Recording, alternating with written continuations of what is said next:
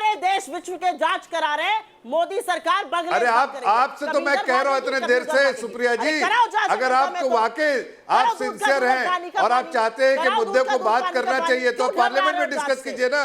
Parliament में क्यों भाग जा रहे हैं? पार्लियामेंट से क्यों कतरा रहे हैं आप? क्यों डिस्कशन से कतरा रहे हैं? इसलिए कि पूरे तौर से एक्सपोज हो जाएंगे। झूठी चीज को आप पार्लियामेंट में डिस्कस नहीं कर पाएंगे। देखना चाहता है नहीं, पार्लियामेंट में झूठे चीज तो बाहर में बोल सकते हैं, पार्लियामेंट में तो आपको सच बताना पड़ेगा। सच आप बता नहीं पाएंगे, इसलिए कि सच आपके पास कुछ है ही नहीं। आप झूठ बोल के आप सरकार को कटघरे में खड़ा करना चाहते हैं। और किस औरत को छोड़ोगे आप? अरे भैया, आप अपने आप को, मैं कह रहा हूँ ना, आप पार्लियामेंट में डिस्कस कीजिए। डिस्कस क्यों नहीं करना चाहती हैं? क्या है ये? आप सिर्फ ये महिलाओं के आड़ में आप सरकार को घेरिए मत, इसलिए कि ये काम जो है आपके नेता लोग करते हैं।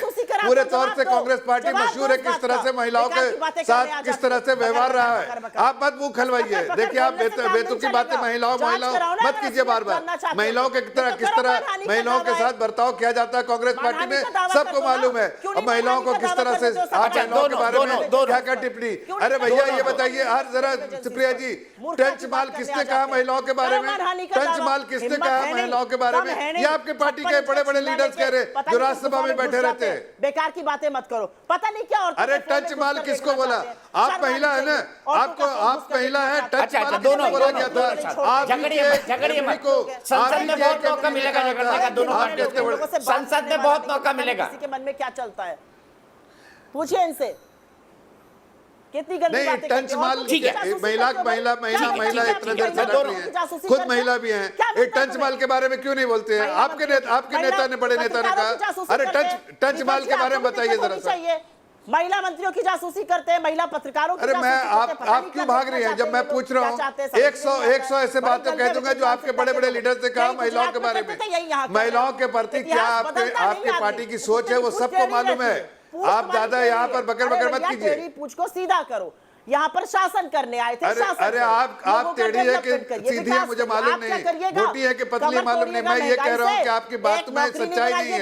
मैं पर्सनल कमेंट नहीं करता हूँ, पर्सनल कमेंट नहीं करना चाहता हूँ आप पे। और इनके चाटुकारों आप बताइए ना, टंच माल वाला कॉन्सेप्ट क्या है? महिला जो कर रही है, क्या होता है उसका मतलब? क्या होता है मतलब बताइए तो। नहीं छोड़ते हैं ये किसी को। अरे आपके यहाँ तो कोई महिलाओं की कोई रिस्पेक्ट भी नहीं है, कोई इज्जत भी नहीं है भाई। ये गंदे लोग हैं। आप किसी कुछ भी आप किसी तरह से भी महिलाओं को एड्रेस करते हैं। दोनों से दोनों इतने पढ़े लिखे, फाइनेंशियल मामलों के इतने बड़े जानकार, ऐसे मत झगड़िए। मैं सीधे मनोज सर के पास चलता हूं। मनोज सर, सर्विलांस होता है, सर्विलांस का तकनीकी पहलू क्या है, कैसे होता है, क्यों होता है? क्योंकि आपसे बेहतर टेलीकॉम सेक्टर और इस तकनीक को कोई नहीं समझा सकता। सरकारें क्यों सर्विलांस करती है, किस आधार पर करती है और कैसे कर सकती है?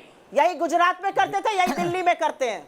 ये होता है सर्वेलेंस। मेरे ख्याल से खुद तो काम करना आता नहीं है, सर्वेलेंस ही करते रहते हैं। देखिए, ऐसा है कि सर्विलेंस के तो कई सारे तरीके हैं। आपने देखा होगा कि 2013 में इतना देर से आप कहे जा रही हैं। नेशनल सिक्योरिटी एजेंसी के जो कॉन्ट्रैक्टर थे स्नोडेन, उस समय उन्होंने अमेरिकन गवर्नमेंट के ऊपर आरोप लगाया था कि उनका एक प्रोजेक्ट है, प्रोजेक्ट प्रिज्म, PRISM। उसके तहत वो लोग अपने ही देश के नहीं बल्कि कई सारे देशों के फ़ोन्स का वो लोग सर्विलेंस कर रहे हैं, उनकी हैकिंग कर रहे हैं। उन्होंने कहा कि जितने भी जीमेल हैं या फिर जो भी या फिर फेसबुक है या फिर, और यहाँ तक कि उसने भी यही आरोप लगाया था कि वो जो फ़ोन है, कि अगर फ़ोन आपके बेडरूम में पड़ा है तो उसके कैमरे के थ्रू वो जान सकते हैं कि आपके बेडरूम के अंदर क्या क्या एक्टिविटी हो रही हैं। और ये बात फैक्ट है, ये बात सबको मालूम है कि अमेरिकन गवर्नमेंट ऐसा करती है, उनका वो था। दूसरा, उसने यूके की गवर्नमेंट के ऊपर उसने ये चार्ज लगाया था। यूके गवर्नमेंट का एक प्रोजेक्ट है टेम्पुरा, हाँ टेम्पुरा उसका नाम है। तो उस टेम्पुरा प्रोजेक्ट के तहत यूके गवर्नमेंट भी वही काम कर रही है यूएस के साथ मिलके। और उसके बाद फिर एमनेस्टी इंटरनेशनल ने ये आरोप लगाया यूके की गवर्नमेंट को कि यूके की गवर्नमेंट जो एमनेस्टी के जो भी एक्टिविस्ट हैं सबकी वो लोग स्पाइंग कर रहे हैं। और उन्होंने थ्रेटन किया था, आपको ध्यान होगा, कि हम लोग यूके की गवर्नमेंट को कोर्ट में लेकर जाएंगे। उन्होंने ये बात कही थी मास स्पाइंग के केस में। तो ऐसा है कि अमेरिका और यूके की जो गवर्नमेंट है, वहाँ के लिए जो अमेरिकन कंपनीज़ हैं खुद ये सारा डेटा और एक्सेस प्रोवाइड करती हैं।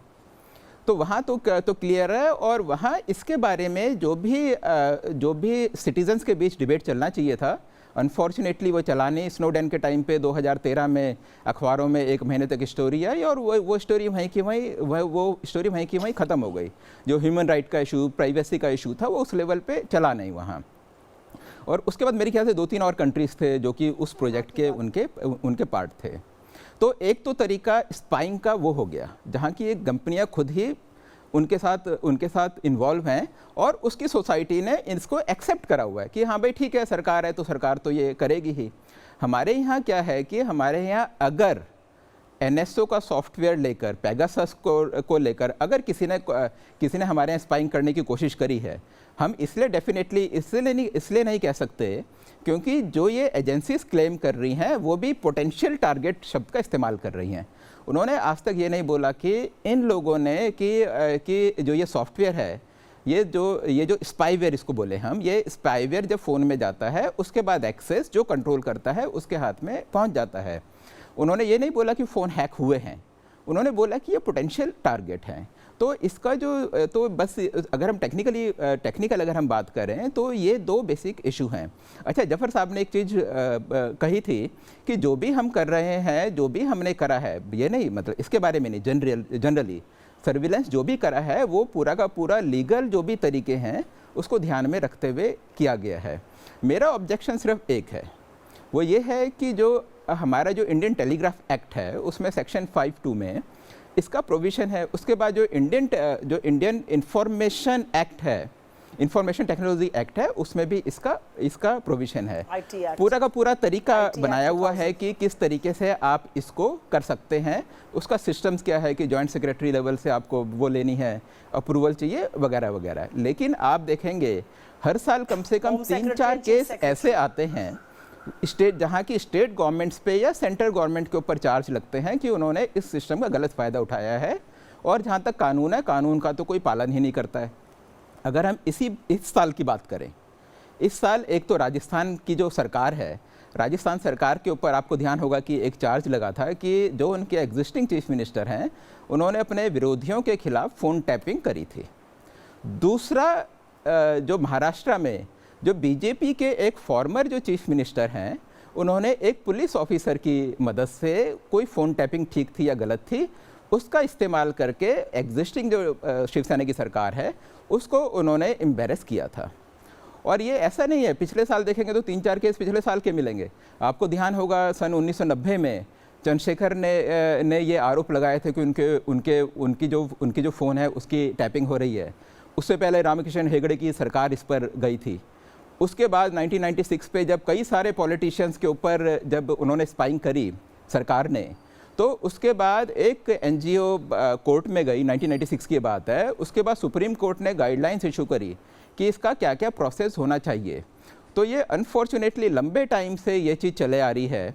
टेक्नोलॉजी चेंज हुई, हमने एक्ट भी हमने अपने चेंज करे, कानून में हमने चेंज करे, लेकिन आज की डेट में भी ये जो भी है इलीगल तरीके से ये फ़ोन टैपिंग सारी पॉलिटिकल पार्टीज़ जिस भी स्टेट में सत्ता में हैं वो अपने ओपोनेंट के अगेंस्ट करती हैं।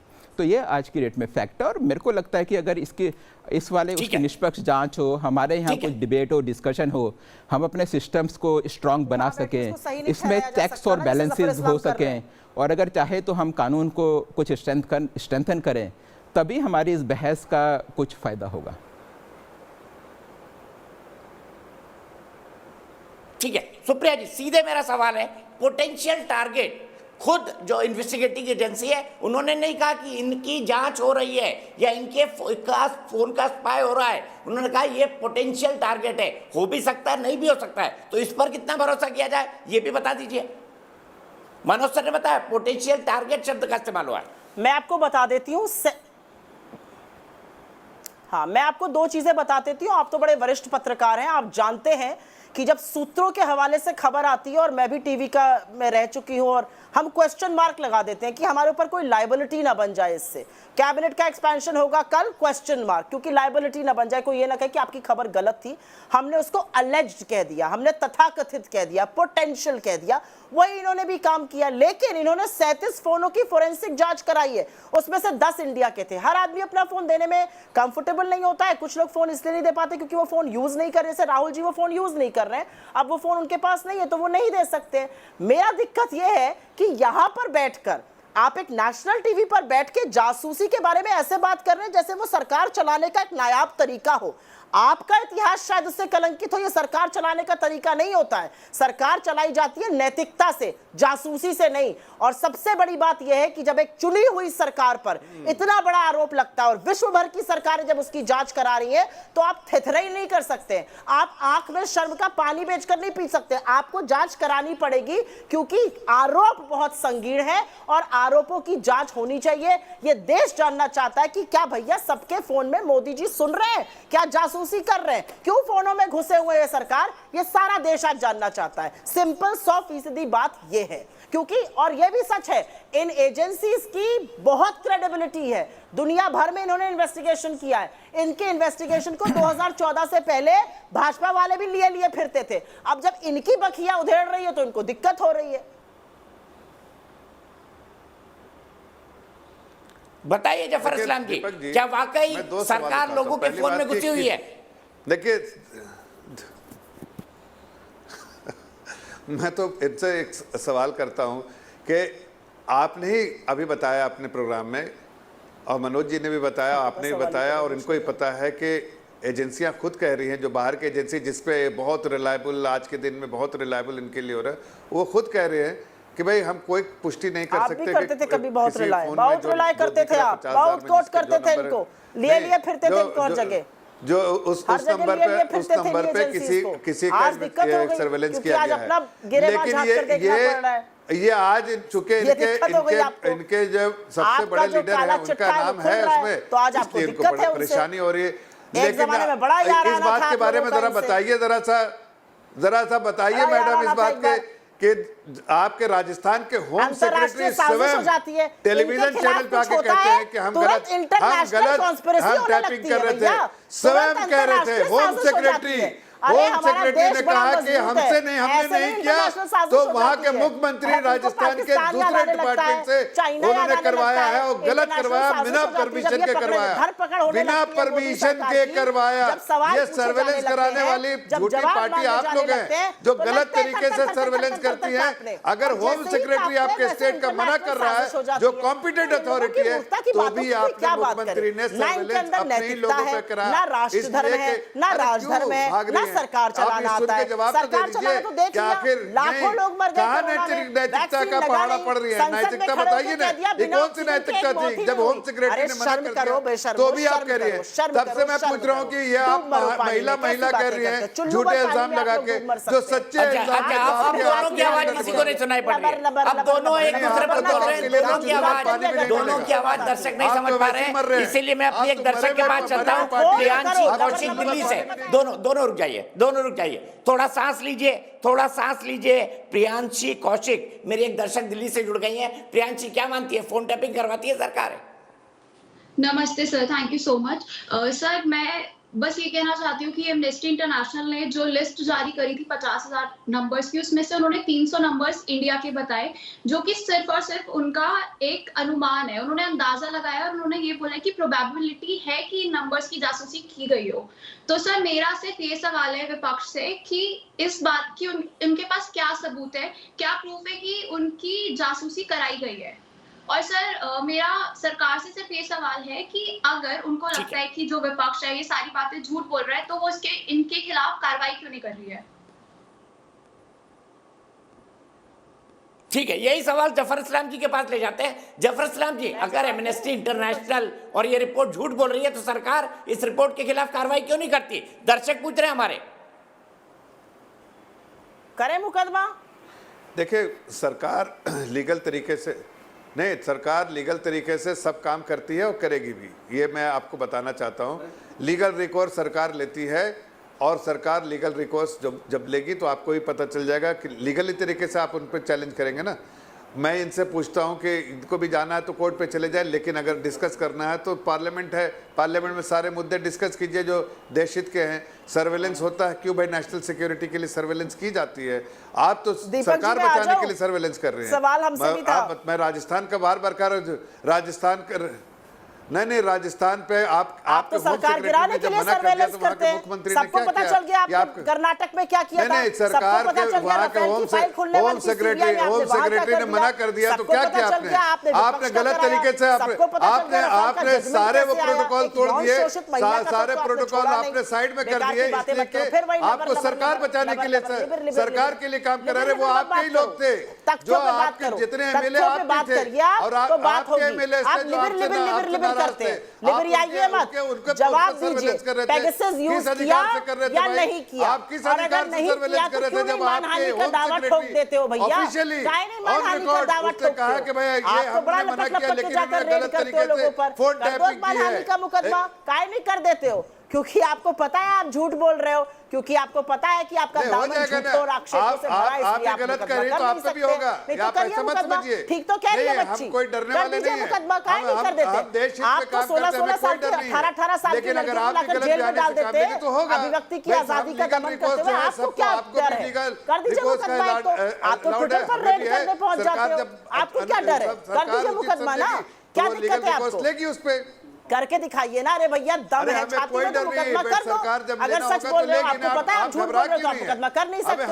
आप मुकदमा कर ही नहीं सकते, आपकी औकात नहीं है मुकदमा करने की, क्योंकि आप झूठ के साथ खड़े हो। अगर सच होता तो मुकदमा कर चुके होते, अभी तक ये नहीं पता है, सबको पता है। गलत काम जब बीच पर घूम रहे थे ना मोदी जी और नेतन्याहू, सबको पता है। कांग्रेस पार्टी का इतिहास सबको पता है। जब बीच पर कांग्रेस पार्टी लखौरी हो रही थी ना, तभी ये डील हुई पार्टी थी। जो है 33 करोड़ से 333 करोड़ हो गया खर्चा एक साल में। कैसे हो गया भैया? जरा बताना, समझाना, थोड़ा समझ में नहीं आया। 33 करोड़ से 333 करोड़ कैसे हो गया? ये समझा दो। मुफ्ता की लिबर आदत मत रखो। अरे एमपी बन गया, थोड़ा लिबरियाओ कम। तथ्यों पे बात करो, जवाब दो इस बात का। पेगासस यूज किया या नहीं किया? 33 करोड़ का बजट 333 करोड़ कैसे हो गया एक साल में? बताओ, इस बारे में बताओ। बता नहीं पाओगे क्योंकि आप झूठ बोल रहे हो। आपको पता है आप झूठ बोल रहे हो, आप झूठे हो, बहुत बड़े झूठे हो। अगर सच होता तो अभी तक मानहानि का दावा कर चुके होते। इसीलिए मैं बदतमीज आप मानहानि का दावा कर चुके होते अगर सच होता। होगा ना, जब होना होगा। कोई सत्यता नहीं है, आपका पूरा इतिहास करेंगे ना। आपको क्यों परेशानी है? आप इतने बेचैन क्यों हैं? इतना बेचैन मत करो। जासूसी गुजरात में करते थे, वहीं छोड़ दो। अब दिल्ली आए हुए 7 साल हो गए, शासन चलाइए, जासूसी मत करिए। अगर जासूसी आज आपको बड़ी परेशानी तो कोरोना की महामारी में सरकार है जो देश हित में काम करती है, और आप जैसे लुटेरों को सही, आप जैसे लुटेरे पार्टी पेरों को जिन्होंने देश को लूटा है उनको सही रास्ते पे खड़ा कर दिया है किनारे, तो आपको लग रहा है देश की जनता देख रही है आपका सर्टिफिकेट नहीं चाहिए। देश की जनता देख रही है कि आप किस तरह से कलंकित है और नैतिकता का पाठ मत पढ़ाइए। दीपक जी, अगर ये डिस्कशन हो गया है तो मैं जानना चाहती हूँ, अब मुझे पता लगा कि संसद में बहस क्यों नहीं हो पाती है। आप इस डिस्कशन में है ही नहीं, आपकी आवाज आई ही नहीं, आप पता नहीं कहां गायब हो जाते हैं डिस्कशन में। दीपक जी, मुझे समझ ही में नहीं आता आप कहां चले जाते। अगर आप हैं तो आप दोनों को रोकिए, अगर आप नहीं हैं तो धन्यवाद। मुझे आज मालूम पड़ गया कि संसद में बहस क्यों नहीं हो पाती है। पर्दाफाश होगा। अरे तो आप बैठे हैं ना, आप रोकते किसी को? आप तो गायब ही हो जाते हैं, रड़ छोड़ देते हैं। आप काहे रड़ छोड़ देते हैं? आप यार रहिए, रड़ बात। मैं क्या करूं? मैं क्या करूं? चुप कराइए उनको। मैं क्या करूं बताइए ना। मैं क्या करूं? दूसरा बोलता है तो वो बीच में कूद कूद कर बोलने लगते हैं। अरे आप उन पर बोल रहे हैं, वो आप पर बोल रहे हैं, मैं कितना चुप कराऊं? सवाल हमसे था, हम भी खाकर आते हैं। मुझे मालूम पड़ा, मुझे भी बोलने लगे। अरे इतना तो झूठ मत बोलिए। मुझे मालूम पड़ा, मुझे भी मुक्केबाजों ने रेफरी को ही मारना शुरू कर दिया। अरे रहने दीजिए, झूठ का पुलिंदा। जब मुंह खोलिएगा जफर जी, तो झूठ का फुलझड़ी ही निकलती है। ये अपने आका से ही सीख कर आते हैं आप, और वही आके यहाँ दर्शाते हैं। कोई और आप बात तो नहीं, इसमें वैसे आपकी गलती सती नहीं है, सावित्री ट्रेनिंग वाली ही बात वैसी कर रही हुई है। कोई बात जैसे नहीं। मैं सिर्फ नहीं, ये कहूंगी, अगर ये सारी इन्वेस्टिगेटिव एजेंसी झूठ बोल रही है तो मुकदमा कर दीजिए इनके ऊपर। इधर उधर की बात क्यों कर रहे हैं? आप दोनों के मुंह को देख के लग रहा है कि संसद में बहस नहीं हो पाएगी। एक सांसद और एक पोटेंशियल सांसद। और मनगढ़ंत बातें यहाँ मत कहिए। आप जितनी भी कोशिश कीजिए कि हमारी सरकार को ना मनगढ़ंत मेरी बातें नहीं है, मनगढ़ंत आपकी बात है। नहीं हो पाएगी। एक सांसद और एक पोटेंशियल सांसद झगड़ रहे हैं यहाँ पर। होने वाला है, इसलिए कि आपके पास कोई मुद्दा नहीं। अगर वाकई सीरियस होते। अच्छा, अब आप दोनों पानी पीजिए, ब्रेक लीजिए। मैं अपनी एक दर्शक शिवी चित्रांशी के पास नोएडा चलता हूँ। शिवी, क्या कहेंगी इस खबर के बारे में? सर, मैं ये कहना चाहती हूँ कि हमने काफी पॉइंट्स अभी तक सुन चुके हैं, पर एक पॉइंट जो मुझे बहुत ज्यादा हाईलाइट करने का मन है वो है द वायर की लास्ट रिपोर्ट के हिसाब से 40 जर्नलिस्ट और काफी ह्यूमन एक्टिविस्ट के फोन्स को स्पाई किया गया है। सर, एनएसओ की जो स्कीम है उसके हिसाब से वो ये बोलता है कि ये जो सॉफ्टवेयर है सिर्फ और सिर्फ हम सरकार को देते हैं ताकि कि नेशनल सिक्योरिटी के लिए हो और टेररिज्म से बचने के लिए हो। तो सर, अगर ये भी मान लीजिए कि फॉरेन कंट्रीज के लोग हमारे जर्नलिस्ट के फोन्स को स्पाई करें तो उसका कोई कंसर्न नहीं बनता, क्योंकि ये सॉफ्टवेयर इतना महंगा है कि वो लोग इतना पैसा खर्च करके हमारे जर्नलिस्ट को क्यों स्पाई करना चाहेंगे? हमारे यहाँ के कुछ अपडेटेड जो बहुत हाई ऑफिशियल्स है उनको क्यों नहीं स्पाई करना चाहते? तो हम ये भी समझ सकते हैं कि क्या सरकार अपने ही देश के जर्नलिस्ट को स्पाई करने की कोशिश कर रही है। और एक अगर केस, अभी ये केस जो पेगासस का जो केस है ये अभी इंडिया में प्रिवेल हुआ है, पर 2018 में जो जमाल खुशरोगी के साथ हुआ था, उनकी मर्डर मिस्ट्री में सबसे पहला जो क्लू निकला था कि उनके फोन में, ये उनका फोन जो था वो पेगासस सॉफ्टवेयर से इंजेक्टेड था, इसलिए उनकी लोकेशंस पता चली थी और उनकी मर्डर हो गई थी, उनकी डेथ हो गई थी। तो ये बहुत ही कंसर्निंग इशू है हमारे आने वाले जर्नलिस्ट के लिए और हमारे देश की प्राइवेसी के लिए। और मुझे ऐसा लगता है कि हमें सरकार को, सिर्फ सरकार को ही नहीं, गवर्नमेंट को इसके खिलाफ स्ट्रिक्ट रूल्स बनाने चाहिए। हमारे कोर्ट को इसके प्राइवेसी के लिए एक स्पेशल बिल पास करना चाहिए। ठीक है शिवी, आपके लिए मेरे पास इतना ही वक्त है। मैं रुकूंगा एक ब्रेक के लिए। मेरे साथ डॉक्टर मनोज यादव होंगे बीजेपी से, गुरदीप सप्पल जी होंगे कांग्रेस से, मनोज सर होंगे, संगीत रागी जी होंगे और विवेक श्रीवास्तव होंगे। ब्रेक के बाद नए सिरे से बहस की शुरुआत होगी। तो देश के बहस में आपका एक बार फिर स्वागत है। हम बात कर रहे हैं कथित जासूसी कांड को, जिसको लेकर संसद पिछले 5 दिनों से नहीं चल पा रही है। राहुल गांधी ने आज सरकार पर आरोप लगाया कि सरकार उनकी जासूसी करा रही है। उन्होंने गृह मंत्री का इस्तीफा मांगा, प्रधानमंत्री पर न्यायिक जांच की मांग की। और इसी पर बात करने के लिए मेरे साथ जुड़े हुए हैं मेरे editor in chief Manoj Gairola sir, मेरे साथ डॉक्टर मनोज यादव हैं बीजेपी के राष्ट्रीय प्रवक्ता, मेरे साथ संगीत रागी जी हैं राजनीतिक विश्लेषक, मेरे साथ गुरदीप सप्पल साहब हैं कांग्रेस के राष्ट्रीय प्रवक्ता, मेरे साथ विवेक श्रीवास्तव जी हैं लेफ्ट के नेता। सबसे पहले मैं चलूंगा गुरदीप सप्पल जी के पास। गुरदीप सप्पल जी, मुझे तो लग रहा है कि इतने सारे इशू हैं, कोरोना है, महामारी है, वैक्सीनेशन है, बेरोजगारी है, महंगाई है, सबको छोड़ के आप इस कथित जासूसी कांड में ऐसे उलझे कि मुझे लग रहा है सरकार ने ये खबर छपवा दी है आप लोगों को घुमाने के लिए। बिल्कुल दीपक जी, बहुत सारे मुद्दे इस समय देश के सामने हैं, लेकिन ये मुद्दा क्यों महत्वपूर्ण है ये समझना भी जरूरी है। देखिए, ये सिर्फ प्राइवेसी का मुद्दा नहीं, ये केवल टेपिंग का भी मुद्दा नहीं, ये सिर्फ सर्विलांस का भी मुद्दा नहीं है जो हर सरकार करती है सरकार चलाने के लिए, आज से नहीं सदियों से करती है। ये मुद्दा उस सॉफ्टवेयर का है जिसकी कीमत 10 लोगों के लाइसेंस की 60 करोड़ रुपए, यानी एक व्यक्ति का फोन जांचने के लिए 6 करोड़ रुपए की कीमत है इस सॉफ्टवेयर की, और जो केवल आतंकवादियों की सर्वेलेंस करने के लिए सरकारों को बेचा जाता है। और इसने कथित तौर पे, मैं आप ही के शब्द दे रहा हूं, कथित तौर पे किसकी की है? भारत के चीफ जस्टिस के ऑफिस की है, जब उनपे एक केस लगा था और वो राफेल की सुनवाई कर रहे थे। इसने चुनाव आयुक्त की है जब भारत में लोकसभा के चुनाव हो रहे थे। इसमें केंद्र सरकार के 2 मंत्रियों की, जो मोदी जी के मंत्रिमंडल का हिस्सा है, उनकी की है। इसने मुख्यमंत्री, उप मुख्यमंत्री और भूतपूर्व मुख्यमंत्री कर्नाटका के सर्विलांस की है जब वो सरकार गिराने के प्रोसेस चल रहा था। और इसने उन जर्नलिस्टों की है जो सरकार के खिलाफ बोलते हैं। तो ये सवाल ये है कि प्रति लाइसेंस 6 करोड़ रुपए का खर्चा इस देश में जो टेररिस्ट के खिलाफ होना चाहिए था, वो भारत की चीफ जस्टिस के यहाँ हो जाए, वो भारत के चुनाव आयुक्त के यहाँ हो जाए, और वो उन लोगों के यहाँ हो जाए जिनसे भारत की वायुसेना के लिए राफेल खरीदने का प्रोसेस चला हुआ था। यानी कि सुरक्षा का जो, सैन्य का जो पूरा मामला था, वो लोग जो डील कर रहे थे उनकी सब बातें सुनी गई, बातें नहीं सुनी गई, सब डॉक्यूमेंट सारी, और कैमरा ऑन हो जाता है उसकी, आप सारी चीजें सुन सकते हैं। तो ये कुल मिला के नेशनल सिक्योरिटी का इशू है, और जब देश की सिक्योरिटी की बात आती है तो सबसे महत्वपूर्ण मुद्दा वही हो जाता है। और ये क्यों कह रहे हैं हम? ये इसलिए कह रहे हैं कि ये सरकार है, उसका प्राइमरी कर्तव्य जो होता है वो देश की रक्षा करना है। आप देश की रक्षा नहीं कर रहे हैं। सैन्य डील के अंदर जासूसी हो गई, सुप्रीम कोर्ट के अंदर जासूसी हो गई, चुनाव आयोग के अंदर जासूसी हो गई, और मंत्रिमंडल के अंदर जासूसी हो गई, स्टेट गवर्नमेंट में जासूसी हो गई। तो इस मुद्दे को छोड़कर अगर आप ये चाहते हैं कि देश में सब कुछ ठीक है, इस धारा पे चला जाए, तो शायद वो देश के साथ धोखाधड़ी होगी, वो असली देशद्रोह माना जाएगा। ठीक है, ठीक है। Doctor Manoj Yadav ji, doctor Manoj Yadav ji, political score settle करने के लिए आप सरकारी खजाने का दुरुपयोग कर रहे थे, देश की राष्ट्रीय सुरक्षा के साथ समझौता कर रहे थे, क्योंकि जहां तो एक विदेशी कंपनी के पास रहा था ना डाटा, उसके बाद आपके पास आ रहा था।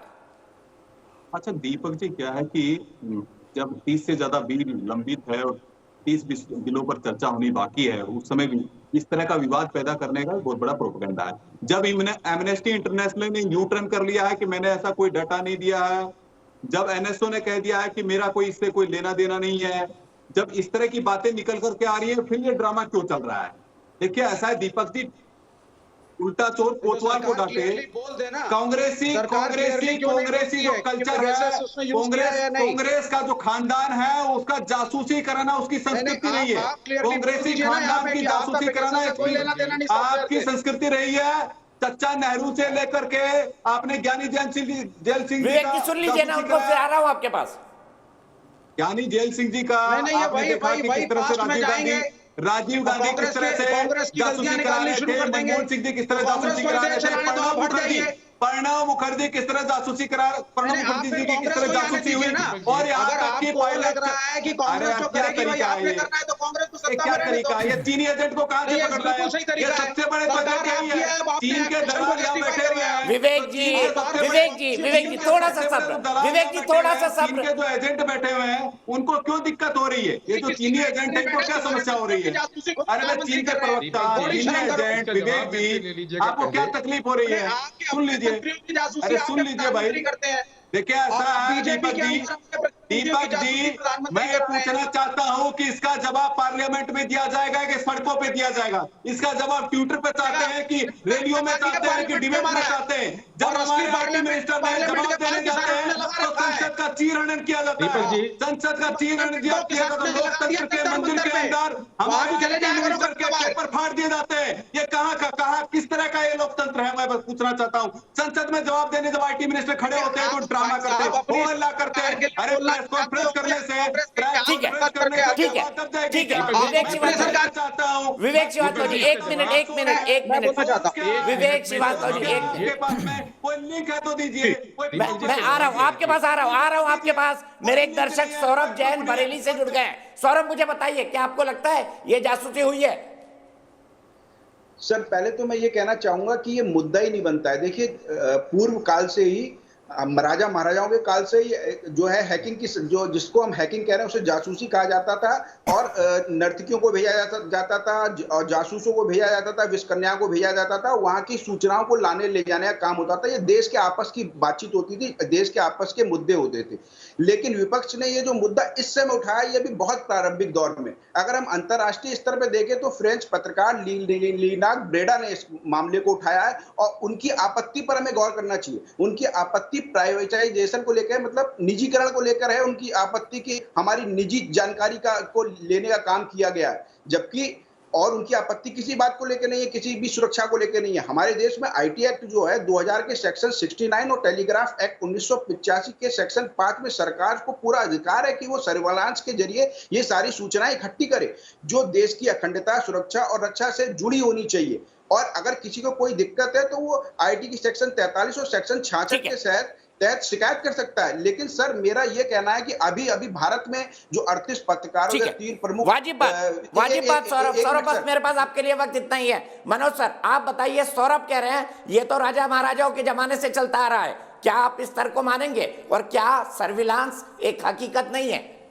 नहीं देखिए ऐसा है कि नहीं देखिए ये बात बिल्कुल भी ठीक नहीं है, क्योंकि हमारे देश का कानून है और कानून में उसमें बताया गया है कि जो सर्विलेंस होगा किस किस कंडीशन में हो सकता है, जहां हमारी नेशनल सिक्योरिटी को थ्रेट हो, जहां कोई अगर ऑफेंस हुआ है उसको इन्वेस्टिगेट करना है, और उसका पूरा तरीका है कि joint secretary and above level का ही जो ऑफिसर है वो ये कर सकता है, कौन कौन से डिपार्टमेंट इसको कर सकते हैं।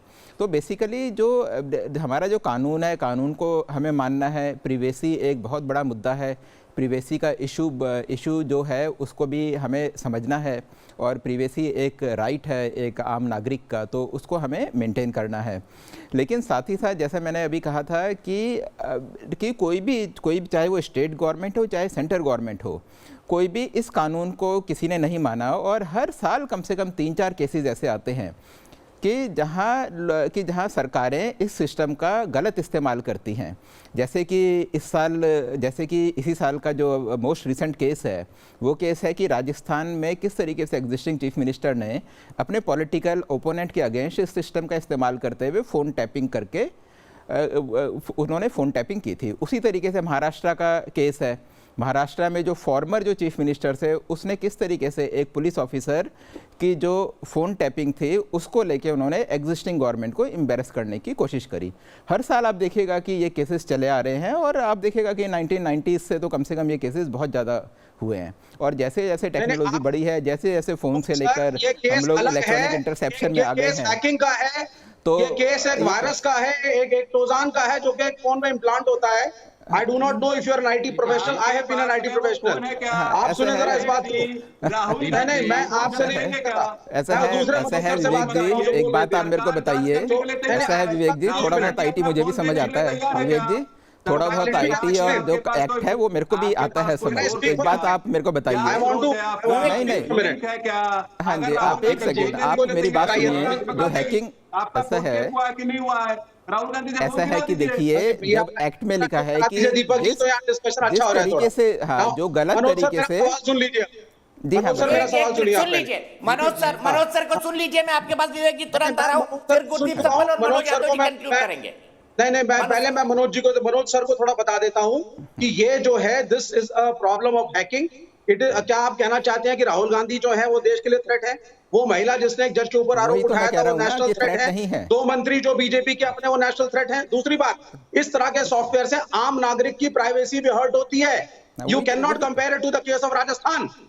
यहाँ पे आम नागरिक की प्राइवेसी भी थ्रेटन हो रही है। It is a virus that has been implanted into a phone. ऐसा है जो बात आप कह रहे हैं, मैं वही बात कह रहा हूँ। सुन लेते हैं विवेक जी जो बात कह रहे हैं वो मैं भी वही बात कह रहा हूँ। उन्होंने भी वही बात कही कि जो शब्द मैंने बोले वही शब्द आपने बोले, उससे कुछ अलग तो नहीं बोला। मैंने कहा कि जो भी चीज हुई है, अगर ये चीज हुई है, अगर ये चीज हुई है तो ये चीज गलत है। किसमें ऐसा है? आम नागरिक की प्राइवेसी भी खतरे में है सर। कल यहाँ कितनी महिलाएं, कितनी क्यों नहीं हो रही है? फोन में ये वायरस जा सकता है। ठीक है, मैं मानता हूँ आपकी बात, विवेक जी। मनोज सर भी यही कह रहे हैं, विवेक जी, मनोज सर भी यही कह रहे हैं। दीपक जी, हाँ देखिए, ऐसा है बेसिकली कि जहाँ तक कि एक तो देखिए, आप जवाब लेंगे, आप जवाब बीच में नहीं लेते हैं। हाँ, देखिए ऐसा है कि जो IT एक्ट है, मैं तो यही कह रहा हूँ कि ये चीज़ नहीं होनी चाहिए अगर हुई है। लेकिन इसमें सबसे बड़ी प्रॉब्लम तो ये है कि जो एमनेस्टी इंटरनेशनल है उसने भी नहीं बोला कि हमने हैकिंग करी है, वो कह रहे हैं कि ये पोटेंशियल टारगेट है। तो हमारा ये कहना है कि इसकी जांच होनी चाहिए, इसकी एक निष्पक्ष जांच होनी चाहिए जिसमें कि टेक्निकल एक्सपर्ट्स हों। ठीक है, तो इसकी निष्पक्ष जांच होनी चाहिए। जवाब देते हुए मनोज यादव जी ने आपकी पार्टी पर आरोप लगाए थे। गुरदीप सप्पल जी क्या कहेंगे? विवेक जी थोड़ी देर खामोश रहिए, गुरदीप सप्पल जी अपनी बात कहते हैं, फिर मनोज यादव। पहले तो जो मनोज यादव जी ने तथ्यात्मक गलतियां की अपने स्टेटमेंट में, वो बता दें आपके दर्शकों को।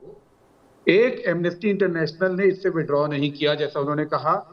एमनेस्टी के इजराइल के एक स्पोक्स पर्सन ने हेब्रू में बयान दिया, चाहे जो ट्रांसलेशन में गलती हुई। कल मेरी बात पूरी होने दीजिए, फिर बोलिएगा, वरना मैं आपको नहीं बोलने दूंगा। मैं आपको नहीं बोलने दूंगा अगर आप बीच में बोलेंगे। मेरी बात सुन लीजिए, उसके बाद दूसरा सवाल ये है कि प्लीज कंप्लीट करने दीजिए। आप पूरी बात कंप्लीट करिए। राफेल के ऊपर तो मेरी बात सुनिए। एमनेस्टी ने बकायदा माफी मांग करके आए थे। ये बात कही है कि वो इस पे स्टैंड करते हैं। दूसरी बात, एनएसओ ने पहले दिन स्टेटमेंट दिया था, उसने कहा था ऐसा कुछ नहीं हुआ। दूसरे दिन उसके सीईओ ने स्टेटमेंट दिया है, बाकायदा द पोस्ट जो मैगजीन अखबार है उसको बोला है कि हाँ ऐसा कुछ हुआ है और हम जांच कर रहे हैं। और तीसरे दिन ये बोला है कि उन्होंने जांच कुछ तो की है, तो बोला है कि अगर जो हमको मिल रहा है वो सच निकला तो हम पेगासस को भेजना बंद कर देंगे, खिलाफ हम मानहानि का दावा करेंगे। अरे स्पष्ट रूप से कहा कि मानहानि का दावा पहले दिन बोला था, उसके बाद विड्रॉ कर लिया है। यूटर्न ले लिया और आपको अखबारें नहीं पढ़ने की आदत है भाई। कि मेरा कोई लेना देना नहीं है, जो हमने 45 देशों को दिया उसमें से भारत नहीं है, पश्चिमी देशों को दिया है। लेकिन मैं पूछना चाहता हूं, बात कर रहे हैं, आज हम शुक्रवार को बैठे हैं, शुक्रवार को उनका स्टेटमेंट बदल गया। उन्होंने कहा है कि जिस सरकार ने मिसयूज किया है हम उसके खिलाफ एक्शन लेंगे। भारत सरकार भी आती है। हमारे आईटी मिनिस्टर अश्विन वैष्णव जी जवाब देते हैं तो हो हल्ला क्यों कर रहे हैं? हाँ, अब उस पे भी आ रहा हूं मैं, केवल और उस पे भी आ रहा हूं। दीपक जी, अगर आप चाहते हैं कि सिर्फ हल्ला रहे आपके शो में तो बोलते रहिए। अगर आप चाहते हैं कि दर्शकों को पता लगे कि सच्चाई क्या है, अब कल आईटी मिनिस्टर ने स्टेटमेंट दिया। मनोज जी, आपकी आवाज नहीं सुन पाते अगर आप एक दूसरे पर बोलते हैं तो। हाँ, आप पूरी बात सुन लीजिए, उसके बाद बोलिएगा। मैं जवाब दूंगा। दीपक जी, मैं पूछना चाहता हूं इनसे, पहले सवाल का जवाब दे दूं, फिर आप दो और मनोज जी, मेरे पास टाइम बहुत कम है। मनोज जी, पहला आईटी मिनिस्टर ने स्टेटमेंट दिया दीपक जी कल, उस स्टेटमेंट के ऊपर सवाल पूछे जाने थे, वो नहीं हुए। आज सुबह जब उपराष्ट्रपति जी ने मीटिंग बुलाई तो एक कहा आज मैं मौका दूंगा सवाल पूछने का, लेकिन जब वो संसद के अंदर आए, अरे कल की बात आज की बात बता रहा हूँ आपको, आज का मालूम है क्या हुआ संसद में? आपको मालूम है? आपको एक बात और बता दूं, आपको आज का मालूम है? आज जब वो संसद में सब चुपचाप बैठे थे तो उन्होंने कहा अभी मैं टाइम बताऊंगा कि मनोज यादव जी को जवाब दे देने दीजिए, टाइम ओवर है मेरा। मनोज यादव जी 30 सेकंड। इंपॉर्टेंट ये है कि राष्ट्रीय सुरक्षा के मामले में सरकार थक के कैसे बैठ सकती है? सरकार देखिए ऐसा है दीपक जी, मेरा तो एक ही इनसे सवाल है कि भैया आपके पास सोर्स है वो दे दीजिए। कंक्लूड करिए 20 सेकंड में। लिंक आपके पास सोर्स क्या है राहुल गांधी जी, वो दे दीजिए। आपके पास कोई लिंक है तो वो दे दीजिए। आपका यदि मोबाइल हैक हुआ है तो आपको लगता है कि जासूसी हो रही है तो वो हमको दे दीजिए, हम देख के बताए, उसको जांच हो जानी चाहिए। लेकिन सवाल ये देखिए ऐसा दीपक जी, केवल भ्रमित करना और जासूसी का जिनका इतिहास रहा है, जिन्हें चच्चा नेहरू से लेकर के मनमोहन सिंह जी से लेकर के 91% देश की बहस के दर्शक मानते हैं कि हाँ सरकार को बदनाम करने की ये साजिश है। ये दर्शकों की राय है, देश की बहस के दर्शकों की राय, देश की राय नहीं है। फिलहाल एक ब्रेक, लेकिन न्यूज नेशन पर खबरों का सिलसिला लगातार जारी है।